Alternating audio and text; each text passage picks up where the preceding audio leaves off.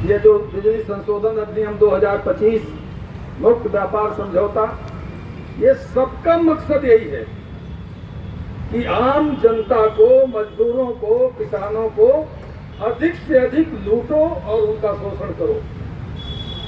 ये तीन काम कर रही है। एक तो उनको लूटने का इंतजाम है, उनका शोषण करने का इंतजाम है ताकि पूंजीपतियों का मुनाफा बढ़ सके। 8 घंटे की जगह पे अगर 12 घंटे काम मजदूर करेगा और तनख्वाह कम मिलेगी या वही मिलेगी तो इसे मुनाफा मजदूर का, मालिक का बढ़ेगा। मनरेगा में पैसा नहीं दिया जाएगा तो पूंजीपतियों को बजट से पैसा दिया जाएगा। और आप सब जानते हैं 2005 में जब वामपंथी दलों के सांसदों की ताकत पार्लियामेंट में इतनी थी कि उसके बिना मनमोहन की सरकार नहीं चल सकती थी, उस समय वामपंथी दलों के दबाव में ये मनरेगा कानून लाया गया था। हम लोगों ने कहा कि गांव का जो गरीब है, जिसको कोई काम नहीं है, जिसे कोई रोजगार नहीं है, उसे जिंदा रहने के लिए एक कानून बनाइए, रोजगार गारंटी का कानून, और वो कानून बनाया गया था। अभी उसे खत्म कर दिया, लगातार उस पर बजट कम किया और भी खत्म किया।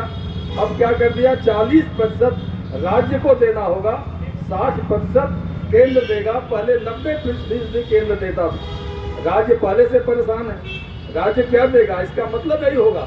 और उसमें ऐसे भी धाराएं हैं नए कानून में कि जब केंद्र सरकार चाहेगी इस योजना को खत्म कर सकती है, बंद कर सकती है। तो मकसद वही है। बीज विधेयक का मकसद, किसान हर साल कंपनियों से बीज खरीदेगा, अपना पुराना बीज उसको बोने का अधिकार नहीं है, मतलब कंपनियों का मुनाफा करना है। बिजली संशोधन मतलब पूरा निजीकरण बिजली का करना है।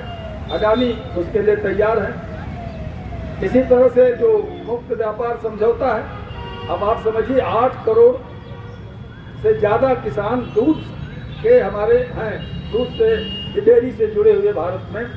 अगर डेयरी की चीज़ें अमेरिका से भारत में आएंगी, वो भी बिना टैरिफ के, तो सस्ते में होगी हमारे बाज़ारों में, तो ये दूध के किसान पूरी तरह बर्बाद होंगे।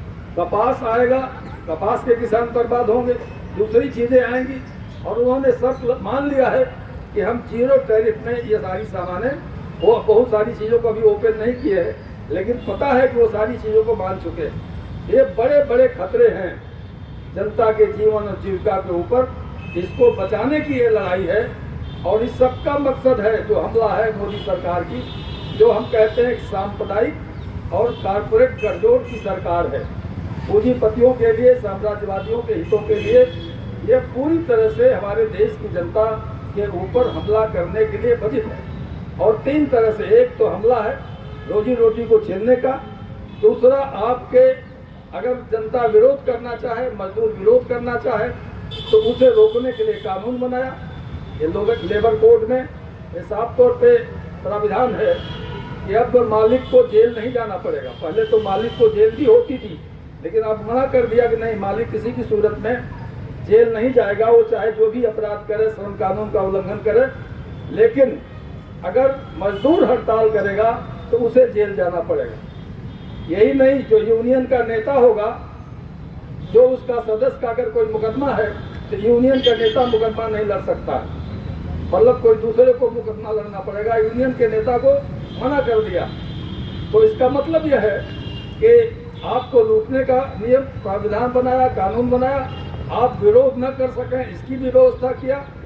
और अगर आप विरोध करेंगे तो उसके दमन का, जेल का, ये भी व्यवस्था बनाया। तो ये तीनों तरह के कानून जो अभी पास कर रही है पार्लियामेंट से मोदी सरकार, ये बहुत ही खतरनाक है।